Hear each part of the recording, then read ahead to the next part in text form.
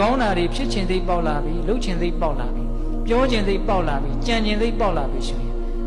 မကောင်းတာတွေဟာပူလောင်စေတတ်တယ်လို့နားလည်ပြီးတော့အဲ့ဒီမကောင်းတာတွေကိုဒါစီရမဖြစ်အောင်ကြိုးစားရ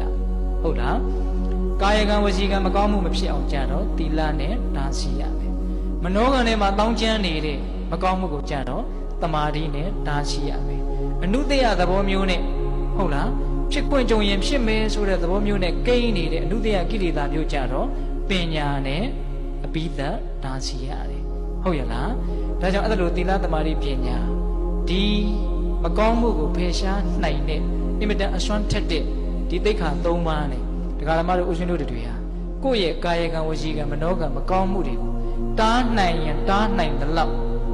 ချမ်းသာဒုက္ခကိုရမယ်ဟုတ်လားဒါကြောင့်ဥစဉ်တို့သိတာထင်ရှားတာကတော့ကာယကံဝစီကံလောက်ကိုထိန်းနိုင်တယ်ဆိုရင်ပဲစိတ်ထဲမှာအင်မတန်ကျဉ်တတ်ပါတယ်ငါဘယ်သူမှမကောင်းတာမလုပ်ဘူးမကောင်းတာမပြောဘူးမနောကံတွေပါထိမ့်သိမ့်နိုင်မယ်ဆိုရင်တော့တော်တော်ကြီးကိုကျဉ်တတ်ပြီးတော့စိတ်ထဲမှာအေးချမ်းမှုအများကြီးရမယ်တော်တော်ကြာကြာထိန်းထားနိုင်ရင်တော်တော်ကြာကြာရမယ်ဒါတွေကိုလက်တွေ့ပေတပေါင်းသူတော်ကောင်းတို့ထောက်ခံနိုင်အောင်ကြိုးစားကြည့်ပါ